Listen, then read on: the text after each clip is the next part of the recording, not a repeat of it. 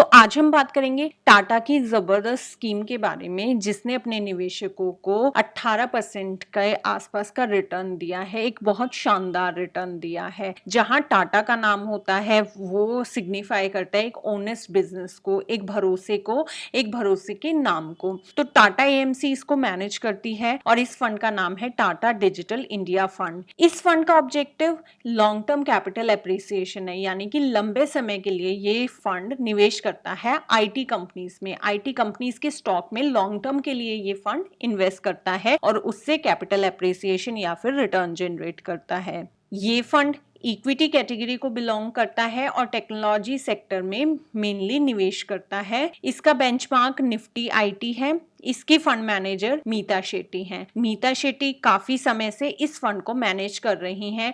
किसी भी फंड में अगर फंड मैनेजर ज्यादा समय के लिए मैनेज करता है तो उसे पता होता है कि इस फंड की मूवमेंट क्या है, कैसे इसको मैनेज करना है। तो आपके लिए ये एक प्लस पॉइंट है कि इस फंड की मैनेजर 2-3 साल से इसको मैनेज कर रही हैं, तो ये इसके लिए एक पॉजिटिव बात है।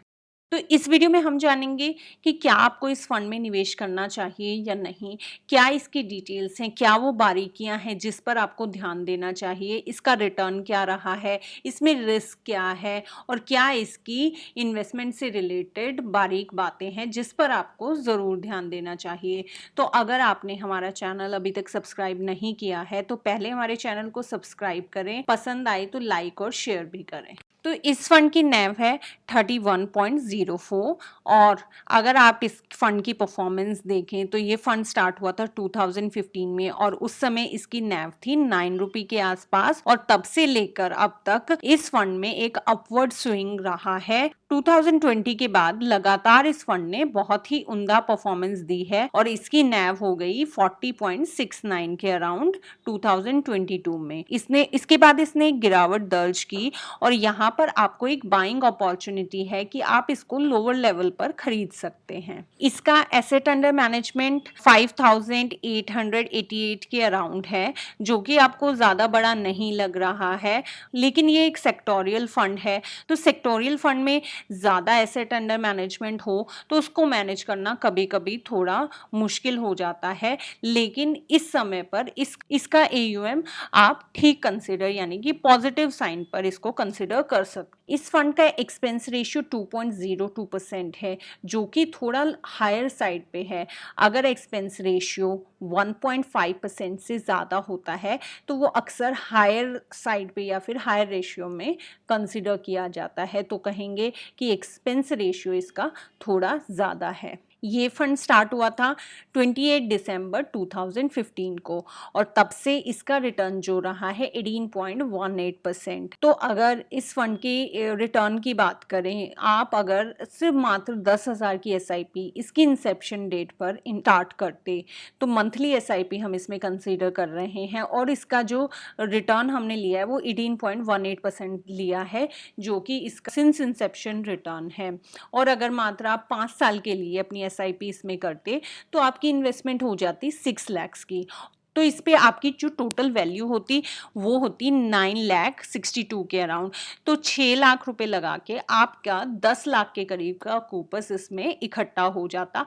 अगर एक आसान भाषा में समझे तो 6 लाख अगर आप 5 साल में इसमें जोड़ते तो आपको 4 लाख का इस पर प्रॉफिट होता। और अगर मात्र 1 लाख की आप लमसम इन्वेस्टमेंट करते इसकी इंसेप्शन डेट पर तो एक्सपेक्टेड रेट ऑफ रिटर्न हमने लिया 18.18%। अगेन जो इसने रियल रिटर्न अपने इस टेन्योर में दिया है उसी को हमने कंसिडर किया है और सिर्फ आप 5 साल के लिए करते वैल्यू हो जाती 2,30,000 के अराउंड। 1 लाख आपकी इन्वेस्टेड अमाउंट और आपका जो रिटर्न रहता वो 1,30,000 के अराउंड रहता। इस फंड में मिनिमम आप 5,000 से इन्वेस्टमेंट स्टार्ट कर सकते हैं, लमसम इन्वेस्टमेंट, और SIP मात्र आप 150 रुपये से 150 रुपये से शुरू कर सकते हैं। अब इस फंड के पोर्टफोलियो के बारे में जान लेते हैं। तो आप देखेंगे कि इसने जो मेजर इन्वेस्टमेंट है वो सभी नामी गिरामी आईटी सेक्टर की कंपनीज में है। तो आप देखेंगे इन्फोसिस और टीसीएस में इसकी मेजर इन्वेस्टमेंट है 25% और 13%। तो इस फंड का अगर आप शुरू की 5 कंपनीज हैं, 4 कंपनीज हैं, उसी में इसकी मेजर इन्वेस्टमेंट है। तो जैसा ये 4-5 कंपनीज परफॉर्म करेंगी उसकी परफॉर्मेंस इस फंड के ओवरऑल परफॉर्मेंस रहेगी। सेक्टर एलोकेशन की बात करें तो ये टेक्नोलॉजी सेक्टर का फंड है, तो ये टेक्नोलॉजी सेक्टर में ही ज़्यादातर इन्वेस्ट करता है। एसेट एलोकेशन की बात करें तो ये इक्विटी में 91.59%, क्योंकि ये इक्विटी फंड है तो इसकी मेजर इन्वेस्टमेंट इक्विटी फंड में 91 के अराउंड, बाकी इसकी कैश और कैश रिलेटेड कंपोनेंट्स में है। और अगर आप इक्विटी सेक्टर में इन्वेस्ट करते हैं और किसी सेक्टोरियल फंड में इन्वेस्ट करना चाहते हैं, इससे पहले आपको ये ध्यान रखना चाहिए कि सेक्टोरियल फंड्स हमेशा बहुत ही ज़्यादा रिस्की फंड होते हैं, और अगर आप इन फंड्स में इन्वेस्ट करते हैं तो हमेशा आपको एक लंबे समय के लिए इन्वेस्ट करना चाहिए और आपको उसका पोर्टफोलियो देख लेना चाहिए कि क्या उसका पोर्टफोलियो है। तो आप इसके पोर्टफोलियो में आपने देखा होगा ज़्यादातर इसमें लार्ज कैप स्टॉक्स ही हैं, कोई मिड कैप या स्मॉल कैप फंड्स इसमें ज़्यादा नहीं हैं, क्योंकि जितना ज़्यादा मिड कैप और स्मॉल कैप आता है उतना ज़्यादा रिस्क बढ़ जाता है। तो कहीं ना कहीं लार्ज कैप कंपनीज में इन्वेस्ट कर कर इस फंड ने अपनी ओवरऑल रिस्क को कहीं ना कहीं कम करने का एक कोशिश की है, एक भरोसा दिखाया है। तो टॉप सेक्टर कंपनीज जैसा परफॉर्म करेंगे इस फंड का परफॉर्मेंस वैसा ही रहेगा।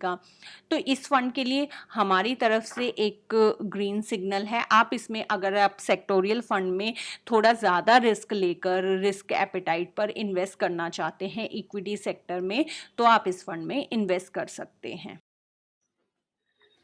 Thanks for watching our video. अगर आपको हमारा वीडियो पसंद आया तो प्लीज हमारे चैनल को लाइक और सब्सक्राइब करें। For more updates please press the bell icon.